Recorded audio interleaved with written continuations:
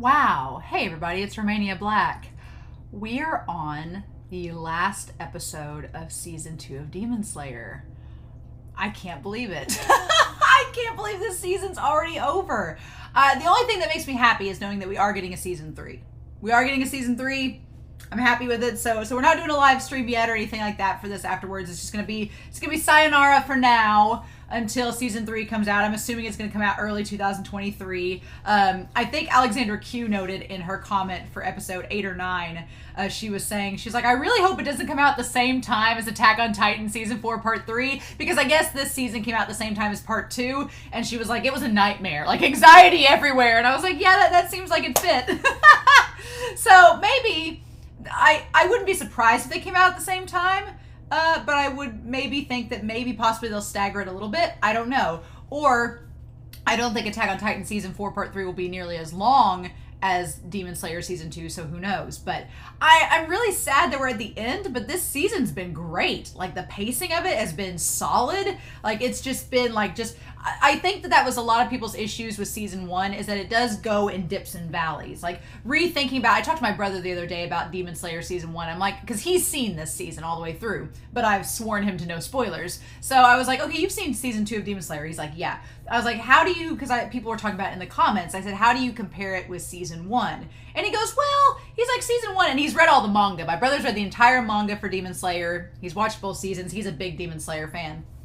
He's like, well, season 1 is kind of, it has highs and lows because it's multiple arcs in a season. And I'm like, yes. And we totally agreed that season 1, I think, loses some people's interest because there is some downtime and there is some in-between arc stuff that happens, and multiple arcs are covered over the course of 25 episodes, whereas Mugen Train, the movie and or anime season, is its own arc, and this is its own arc. So it really, I feel like once the mangaka set up the world building, set up the characters, and did all the stuff that he needed to do in season 1 to preface everything and all the parts and pieces, now you can go through these arc chunks as they meet the Hashira and go on and meet the upper moons as well. So I feel like the story is more streamlined and it's much more succinct, and the narrative is tighter, and I think that's why a lot more people like it. So this season, though, like from episode 4 on, fantastic. Like episodes 1 through 3 were great, and they set things up. They were kind of that nice little transition in between arcs,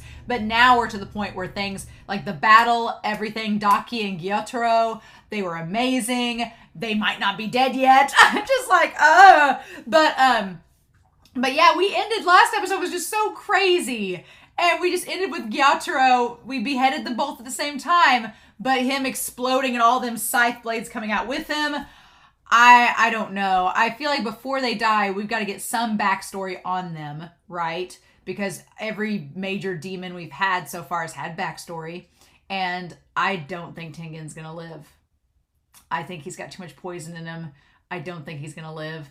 I think so. Somehow Inosuke's made it out fine. I was like, somehow he's okay. But he's all good. But I do think that Tengen is going to die. And man, we're just losing these Hashira left and right. It does not bode well. The last thing was someone noted that the master, it's not a scar over his eye. I think I called it a scar, and they were like, no, it's a disease that's progressing. And I was like, oh, that's right. It's been a while since I've watched season 1, so I was like, eh. Also, speaking of which, I had to take an antibiotic. Long story short, I found out I'm allergic to it. And so I have on the side of my face, I feel like Tanjiro. I have these hives have popped up and they itch like crazy, but I'm not itching them. But they're like these, I found out I was allergic. And so if you notice, you're like, Romania, why is your face weird? It's because I have this breakout from this antibiotic. So I'm just going to say that I'm like Tanjiro and that I'm a sun breather. I'm a summer child and I'm a sun breather. So there we go. But I'm pretty excited / sad that we're at the last episode. But the good news is it's a 32-minute episode. So we get lots more than usual, like 10 minutes more than usual. So sweet. Let's dive in and see what we're up against. So we're going to start the final episode of Demon Slayer season 2. And we're going to do that here in 3, 2, 1, and let's go.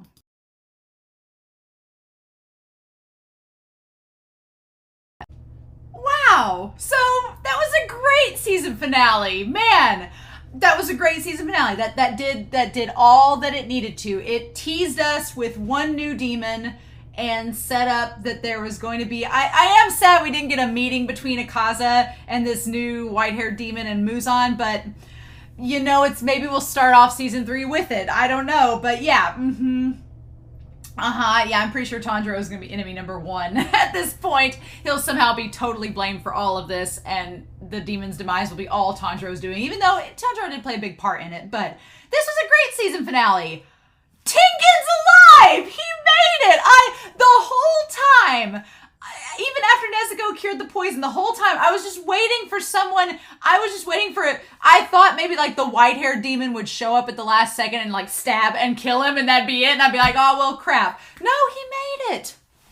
I'm amazed. I am floored that he made it out alive. I was ready. I'm not a gambler. This is why, because I would have bet money that Tengen would have died in this episode. I bet money that he was going to have, it should have been suspicious when he couldn't say his final words. I was like, but by that point I was like, Nezuko, get over there and save him. But I was solely convinced that he was going to, like he thought he was going to sit down there by the building, say his final words to his wives, and then pass on, and that'd be the end of Tengen. But no, he lived. I guess maybe the mangaka was like, well, I did just kill Rengoku, so be a little on the nose if I killed 2 Hashiras in the last 2 arcs. I'm like, but I was expecting it to happen.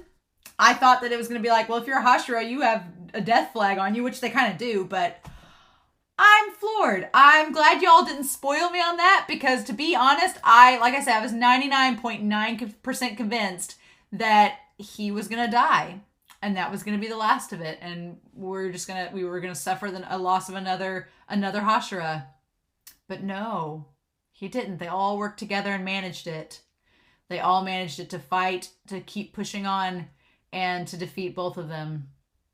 Again, like I said in the episode, I said this in the last episode reaction, I do think that in the end, it is fitting. It makes narrative sense that their heads have to be next to each other so they can have this quarrel, because plot-wise, it has to happen. It has to happen for Tanjiro to get there and make the speech about them being brother and sister, and how he's like, don't say something you're going to regret in the afterlife. So I get why it had to happen, and I think you could have made it to where maybe when Gyoutro's body exploded, it caused the head to pop and like bounce and like land over beside her. I think you could have done it that way. To me, it's a little on the nose that they just spiral perfectly in perfect symmetry like a ballet and land next to each other. It's like, oh, it's so symbolic, but it's fine. The point is that I love the scene where Tanjiro shows up and they're both arguing with one another. That scene is brilliant.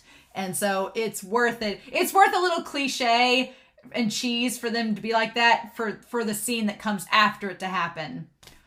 Oh my God. And I love that we get to see from Tengen's perspective when he noticed the body was about to erupt and he tried to warn Tanjiro and save him. But man, when you know there's no OP, that's when you know it's going to be a good episode. And no matter how many lives. So obviously I think that line's talking to Gyatoro, saying no matter how many lives he's reborn, he's still going to be a demon. We'll talk about that. But so Nezuko, we got the understanding from Ume/Daki, several episodes ago, that her blood demon art is only effective against demonic things. So the poison in Tanjiro, that's why he was saved. The poison in Tanjiro and Tengen and Inosuke it spares them because her fire like cleanses them from within. It's like a baptism by fire, which is kind of crazy. And so it's like, okay, I think it's tied to the fact that Nezuko is the daughter of someone that's a sun breather, that blood demon art is possible, but we'll see, right? I have a feeling Muzan is going to want to try to get Nezuko to try to take her away from Tanjiro and make her an upper moon demon. I feel like that's going to be Muzan's next goal, because he'll realize how powerful Nezuko is and be like, I want her to work for me. But obviously, in order for that to happen, Tanjiro has to be gone. So we'll see with that. But man, they're all at their limits, right? I love that Nezuko just tumbles around, like carrying him on her back. It's the most precious, adorable thing in the world. I love it. I am sad that Zenitsu has woke up. We've commented about it in the comments section, but man, Zenitsu is he's so reliable when he's asleep. And I agree with, I forget who commented in the comments. I forget who it was, but they were like, man, if only Zenitsu had that confidence and ability when he's awake. And I'm like, yes, I want Zenitsu to get to a point where he is as confident awake as he is asleep. And we're just not there. But God, he's just flailing like a fish. And Tanjiro's like, you're alive. But then he's like, I can barely hear Inosuke's heartbeat because Zenitsu has the ability, it's sound hearing, right? And so Inosuke, okay, so Inosuke was not just, some of that he told Daki was a bluff, right? He may have been able to shift his organs around, which is still plot convenience no jutsu, but he was not able to get rid of the poison. That part was not quite true. And so, of course, I feel sad because Tanjiro gets sad in this moment. I was like, well, they're going to save him somehow because at this point, you're not fooling me that Inosuke is going to die. And then I like that he goes through his options. He's like, it's too soon for daybreak. It's too late to get Shinobu. Don't know what to do. And he's like, I don't want him to die. And then Nezuko's just like, let me heal you with my cremation powers. I love that the one wife is like, it's too early to cremate him. I love that. That was so great. I love that the wives embody the three of them. Like the Hinetsuru is much like Tanjiro, Makia is like Inosuke, and the third one's like Zenitsu in their personalities. I like there's that parallel between them. It's really, really cool. But them all standing around. Oh, and just the face that they make. Oh, Tanjiro's happy face at Inosuke being okay is the most precious thing I think I've ever seen. It's just the way they animate that face. It's so beautiful, and him just crying over. And I love when Nezuko has the little beady black eyes. It's so cute, and she's just like, baby Nezuko is freaking precious, and I need to save it. So he's like, you're creeping me out. So then, of course, we cut over to Tengen, who looks like he's about to die, and I really thought this was it. Of course, the one wife's freaking out like Zenitsu, and the other wife's like Inosuke, and she's like, stop. And of course, Hinetsuru is quietly mourning. And I love that it should have been, I knew at this point that, okay, Nezuko has healing demon fire powers. Get over there to Tengen and save him now, please. And so it was like a race against time, and I was like, he's not going to die before she gets there. It's just, you can't reveal this power to us and have her not get to him, right?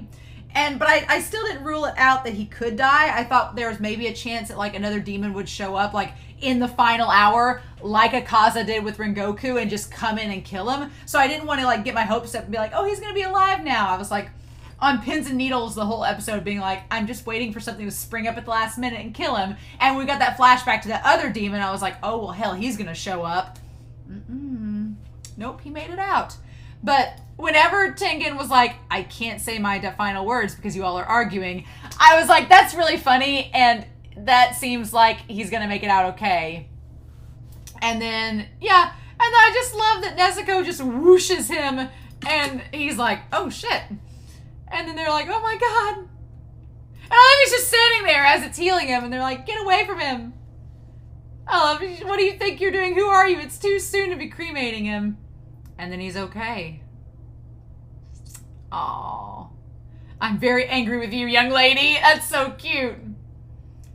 And then he's like, how do you explain this? I'm fine.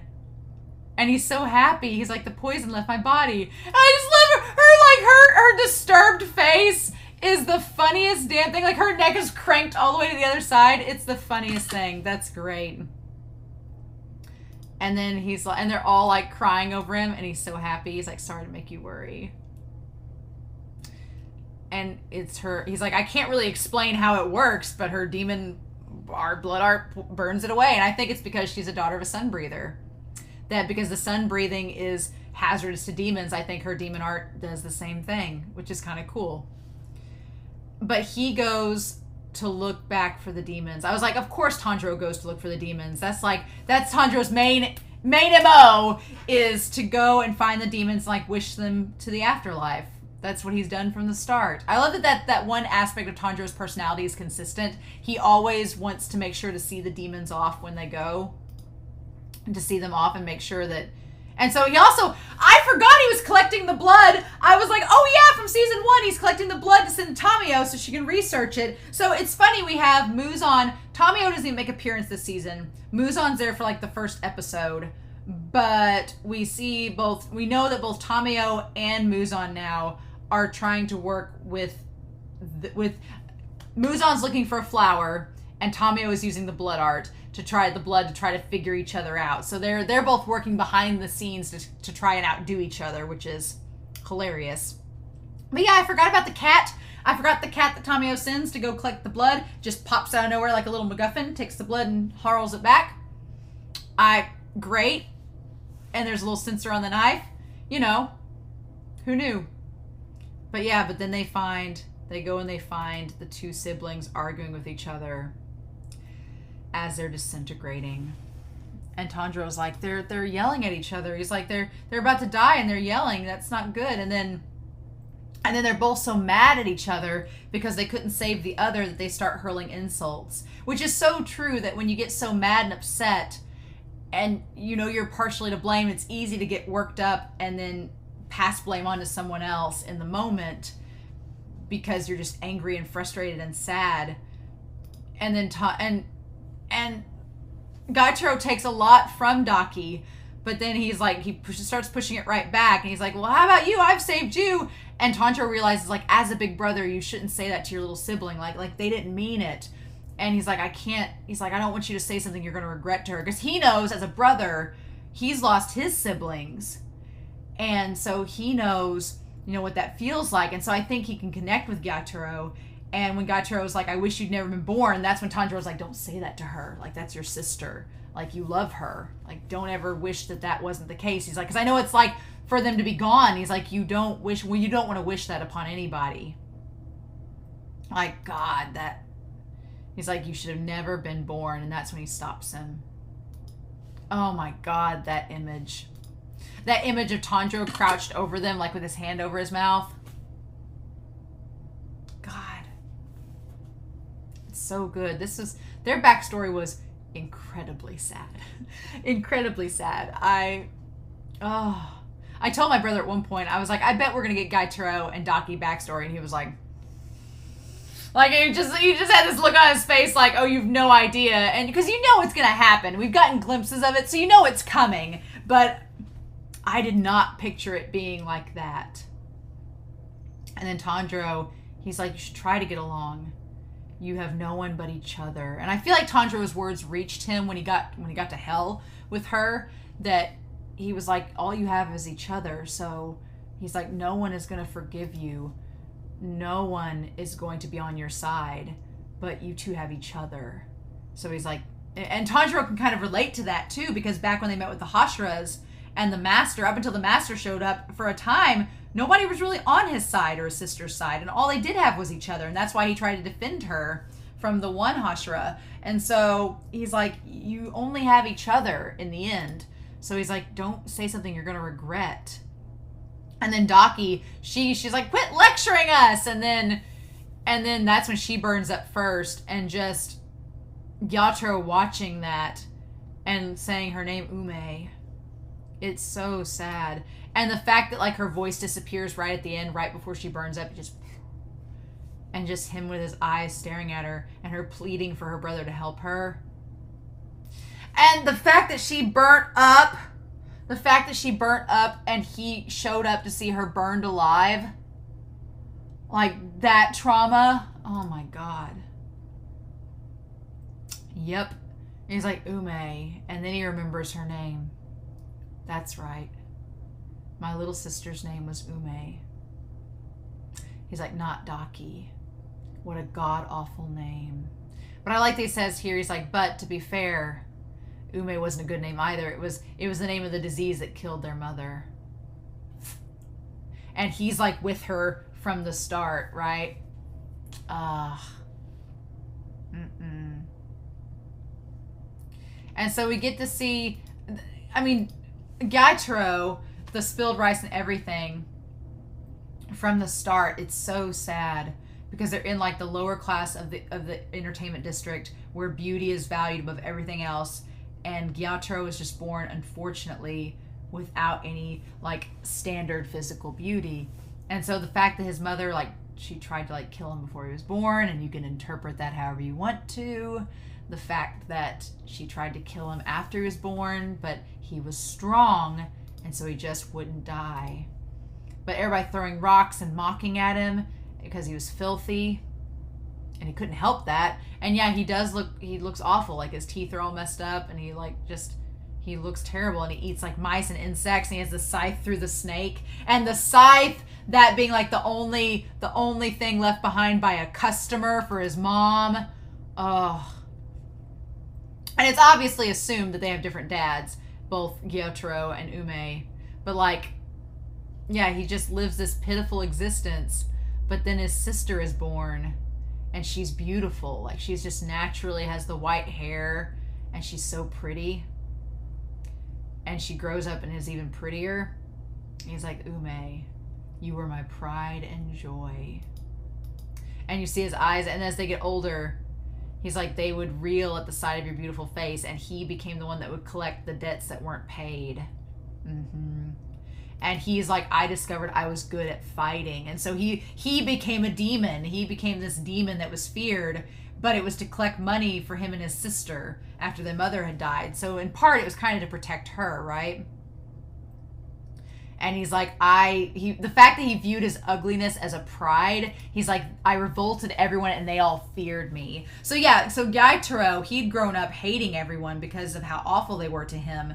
And then when his sister was born, he saw that she could have happiness because she was so pretty. He's like, well, I'll protect her by being the collector. And he's like, since I hate everyone, I'll just become somebody that they fear, but they love you. And so it worked out for him, and his ugliness became like a sign of pride to him. It made him feel good that he could just like use it against. It was taking something that was a weakness and a source of pain and transforming it into something that gave him pride and made him have purpose in the most twisted way possible. And that's something that I think a lot of people can relate to, right? Something that you take that was pain and you transform it into something that gives you power, right?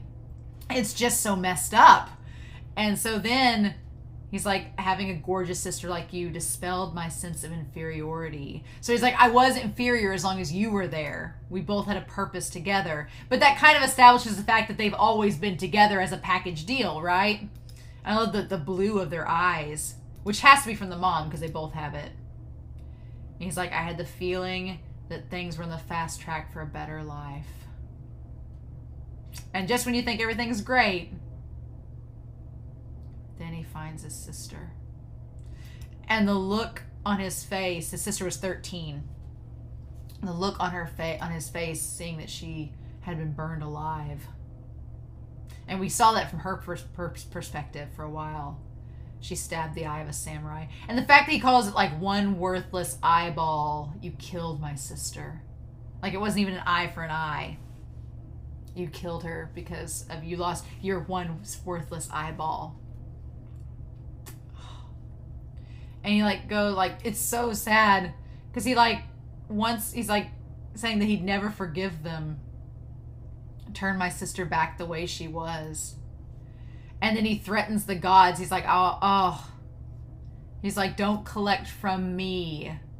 You're collecting from me after never giving me a damn thing. That's the thing. Like, he curses the gods. He curses God, saying like, you've never given me anything, and now you're taking away the one thing I had. He's like, you've given me nothing but pain and sorrow, but the one thing, my sister, you'll take her from me too? Like, quit collecting from me, which is like ironic because it's a job that he has. Oh my gosh, it's so sad seeing him standing there saying that he'll never forgive them. He's like, I'll kill the gods, Buddha, every one of you. And that's when he gets slashed by the samurai. And they both fall in the pit. But that's the thing. He fights back. I thought for a second, I wondered if Gyatro had already turned into a demon. But that's not it. It's that he fought back in the moment. And he was a good fighter. And so he just kills both of them. And it's brutal. He just takes the scythe and just stabs them both through the head, right? Saying, well, if I'm going to die, I'm going to take you bastards that killed my sister with me. And he says the same thing over again that he told Tanjiro, and then when he first met them, the whole thing about, you've had such a sheltered, wonderful life. Lucky you. Lucky you. Like he's had nothing but that. Damn. He said no one would help us. No surprises there. As he like wanders through town with her, that was just the story of our lives. No one ever offered us a helping hand. And it kind of reminded me of My Hero Academia a little bit in this moment. In My Hero Academia, there's a character, and I won't spoil anything for those that haven't seen the series yet, but there's a character in that series that kind of is put through similar circumstances where they suffer a lot as a child, and no one in the public offers them any help. No one offers them any sympathy, any kindness, nothing. They just shun them and kick them out and just abandon them from society. And so the one person that finally does reach out to them is an antagonist, is a villain. The villain is the one person that offers them help. And it's the worst possible offer imaginable. And so I thought that that was a really cool parallel in this moment with Gyatro and Ume, that they are offered help from someone, but it's not the person that should be. It should have been anybody else but that person first. And there were no Tanjiros to offer sympathy at that time, right? And so it looks like they're both about to die, and it starts to snow. And then we have the voice of Miyana Mamoru. But Gyatro says, what happened to fortune and misfortune being intertwined? He's like, aren't I supposed to get good and bad things? Why am I only getting the bad? It's like, He's like, what's the matter? And it just like, the snow looks like sparkles falling, and you have this demon, and he's got rainbow. He's like, you poor things. And he's like eating the body of this geisha. He's like, I happen to be kind-hearted, so I can't look the other way. That's the thing. He comes out like a saint, right? He has the white hair and looks very angelic, only he's a demon. There's like blood all over him from this body he's devouring. But he says, I happen to be kind-hearted, so I can't look the other way. That girl's probably going to die any minute now. Oh my God. I'll give you some blood. Oh my God, yeah. He looks like a character that Mamoru would play. He looks like it. I was like, as soon as he started talking, I was like, that voice, it sounds like Atsumu. It sounds like Light Yagami. That is Mayano Mamoru. Yeah, of course, with the rainbow eyes. Oh my God. Both of you. And he has this weird, like splotch on top of his head, and his hair's all disheveled and windswept. He looks so freaky, but he's an upper six, and we've established the top six have not changed for centuries. So he's either number 5, 4, 2, or 1. I don't think he's number 1. I don't know if he's number 5. Might be number 4. I don't think he's the top 3. We know that Akaza is number 3. I don't think he's 2 or 1. I don't think the number 2 or number 1 demon would be just perusing through the entertainment district. I don't think so. I don't think they'd be that brazen. I feel like the top 3, with the exception of Akaza, because he's kind of been out looking for Rengoku. I feel the top 2 demons stay pretty close to Muzan. I feel like they don't. It's kind of like the boss level. You get to the final bosses. I feel like they don't leave Muzan's side very often, but I feel like the bottom 6 kind of could go more freely or establish a place in wherever. So maybe he was going through the red light district when he saw them, but I figure he's number 5 or number 4. If he chooses you, you can become demons. So basically, yeah, he'll give them some blood, and either the blood will kill them instantly, like it's done with others, or they'll become demons. And they became demons. And then, yeah. Oh, that shot in the snow, that's gorgeous. UFO table. Life is a sacred thing. You should treasure it. Spouting off all this philosophical stuff here, demon. Now then, can you become demons? A 12 Kazuki like me. Oh, and rise to the upper ranks, I wonder. And Gyatro saying that I don't regret becoming a demon. But I think he regrets for his sister. He says, no matter how many times I'm reborn, I'm going to be a demon every time. I'll never show mercy to anyone who has a better life. And that's kind of like that nature over nurture. He's like, I'll always be Gyatro who seizes and collects. It's kind of a mix of both, because he's saying that, like, my nature just makes me the way that I am. I'm always going to be this way. But because of how I was treated, he's like, it's almost like he's like, nobody's going to forgive me, and I'm not going to forgive anybody either. He's like, the world was cruel and did this to me, so I'm never going to forgive them. I'm always going to come back and be a demon no matter what, and try to hurt others like they hurt me. But he does have one regret, and that's that his sister went down the same path as him. And you see the crossroads, you see the fork in the road, and there's a dark road that leads into darkness and a road into the light. And he wishes that his sister had the chance to have a better life. He's like, Ume, he's like, if she had a different family, if she'd been taught by somebody different than me, if she'd had any other nurturing than myself, she could have been a respectable Oron. She could have had a great life, had a family. She could have done something great with her life, but instead she ended up with me. He's like, my biggest regret is you, because you deserved better. And then we see him in hell. I will give Demon Slayer this. They, as many of you noted in the comments, you know, in a lot of shows, even if someone's a bad guy and Tanjiro, you know, forgives them, and he's like, hopefully you'll be reborn as a better person, you know? Even if that's the case, in a lot of series, it's like, you know, they'd repent and then they would go to heaven afterwards and, you know, be spared. Not this show. This show's like, nope, they're going to hell. They are still going. They're still going. It's just maybe they'll be reborn and have a second chance. Damn. I give the show props for doing that, because it's usually so wholesome, but then there's that aspect that you're like, nope, they're going to hell. Okay. But Gyatro, and there's a sense, he's like, what is this place? And there's a sense, like, in his eyes, there's a fear there. Like, he has this fear, like he knows where they are. He's like, is this hell? And then he has that look like there's his sister, and she looks like, she doesn't look like him. She looks human. Like, her demon self is shed. She looks human, and he still looks like a demon. So he probably still thinks, he's like, oh, I'm going to hell because I look like a demon. But she has a chance to go the other route. She doesn't have to follow me. And he tries to shun her away. He's like, don't follow me anymore. He's like, you go towards the light and I'll go this way. He's like, I'm always dragging you down. And he's like, no.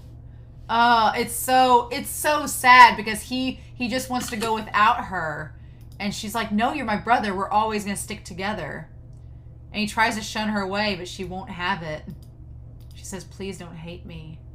Don't scold me. And her grabbing onto him. And the look on his face in that moment when she, like, refuses to let him go. She's like, we're brother and sister. That's so sad. Because she's willing to follow him to hell because he's her brother.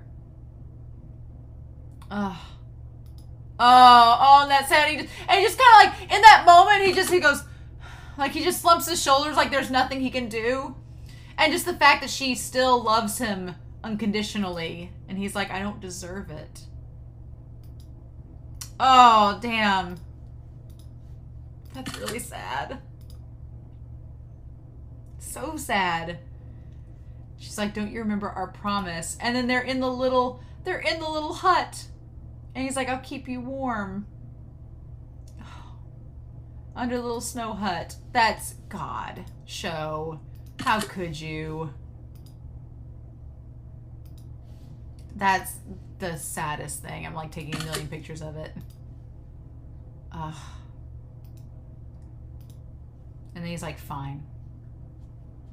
Fine, then we'll go.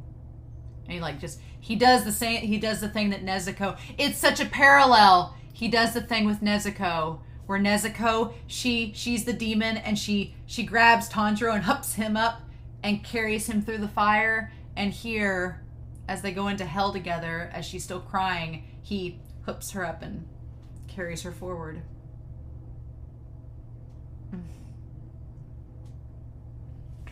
Wow, it's so making you feel for them down to the last minute. And it's funny, like the representation of the fire they're walking in together is as it burns out Tanjiro's hand. And when you look at it, as the last of Gyatoro burns away, there's Nezuko and him holding it together.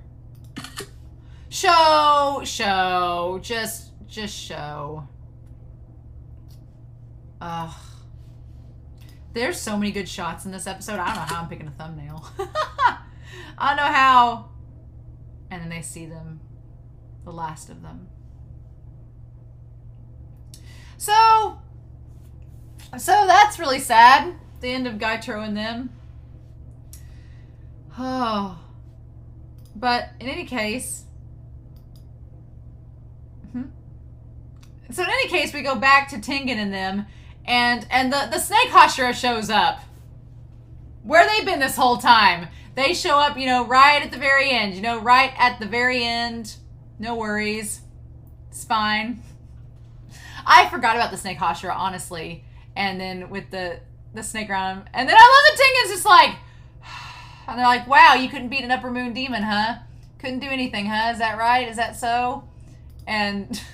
That would be, they're like, number 6 is the lowest ranked of demons. And Tengen's like, which upper ranked demon have you killed lately? I just, the look on Tengen's face is like, and like, I love the 2 wives, Makio and the one wife that's not Hinitsuru. They're both the guy who had like the little stressed out, like frustrated veins on their heads popping up. And Tengen and Hinitsuru are like, He's like, well, I guess since you beat an upper ranked demon, it's congratulations are in order, even though it was the lowest of the upper ranks and you lost an eye and a hand. Oh my gosh, I don't mind offering you my praise. And Tengen's like, wow, that praise didn't do anything for me, but thanks. Oh my god, you took your time getting here. And then Tengen says he's retiring. And the Snake Hashira is like, no, I refuse to accept that you're retiring. Like, we need you. Like, we just lost Rengoku. We need more people, more Hashiras. Like, there's too many youngsters are dying before reaching their potential. And then Tengen's like, nah, I got one that can replace me. So I'm like, is he gonna try to promote Tanjiro to Hashira? What? What? Say what now? He's like, no way, you're joking. He's still alive. And then we cut to the master. And he's like, they defeated it in upper rank. Good job, Tengen, Tanjiro, Nezuko, and Inosuke. Oh.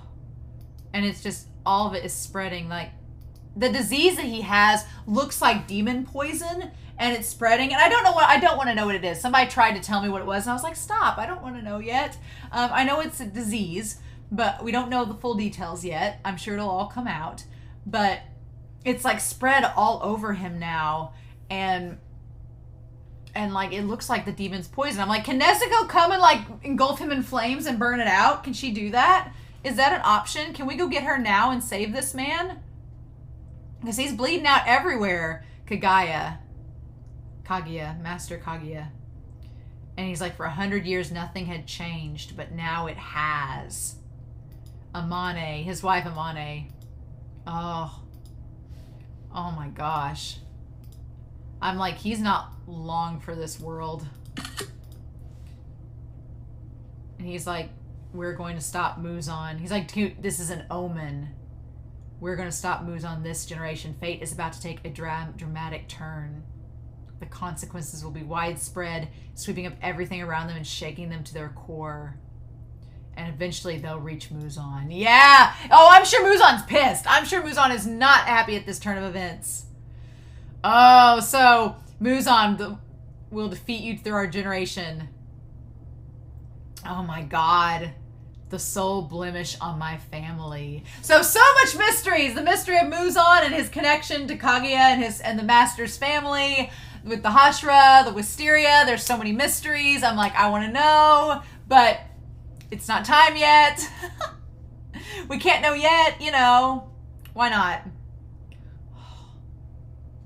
Children, go boil some water. and fetch his medicine and some towels. Hurry. I love that his children with her, one has black hair, one has white hair. It's cute. I'm like, is one of them gonna get this disease? And then Akaza realizes that the only reason they're at the Infinity Castle, which is such a freaking cool name, the design of that castle, UFO table, it's probably one of my favorite things about season 1 is in episode 26. Maybe there are 26 episodes in season 1, not 25.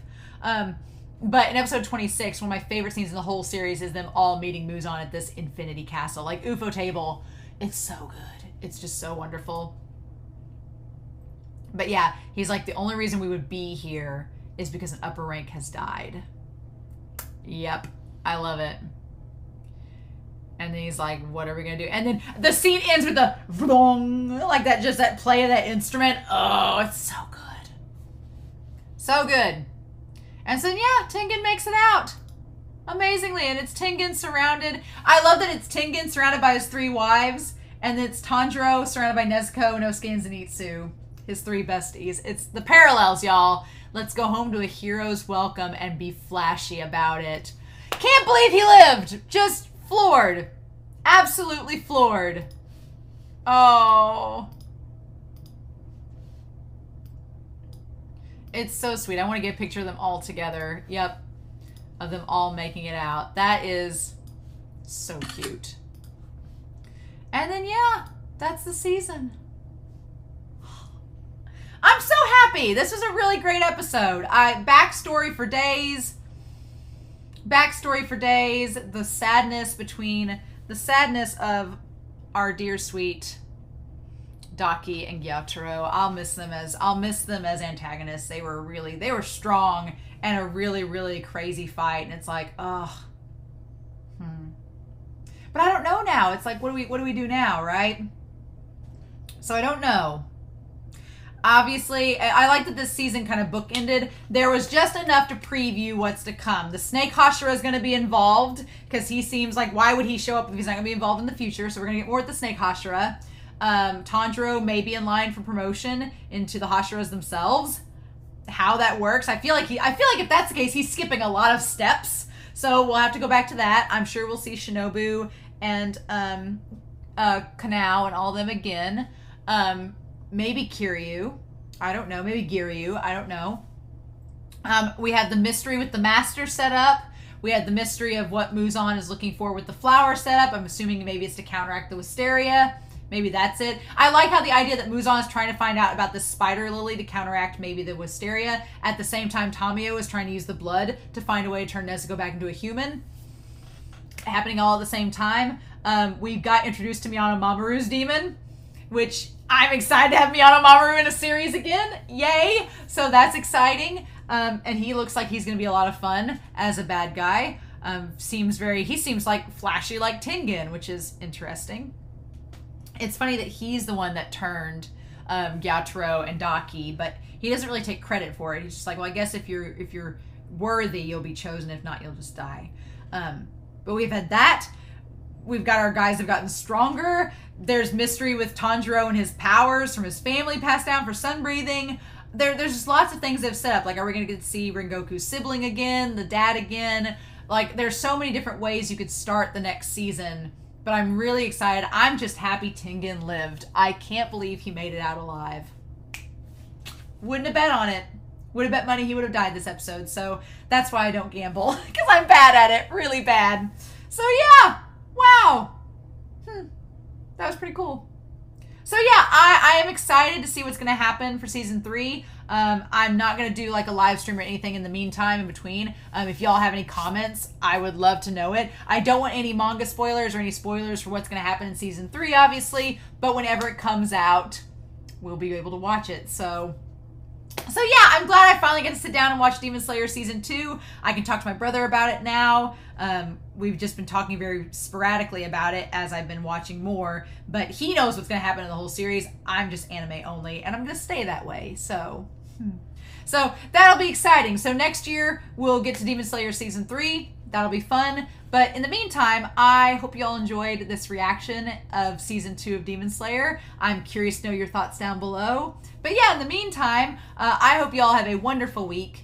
Please stay safe. Take care. And yeah, I'll be back hopefully in early 2023 with more Demon Slayer Season 2 and very soon with more reactions.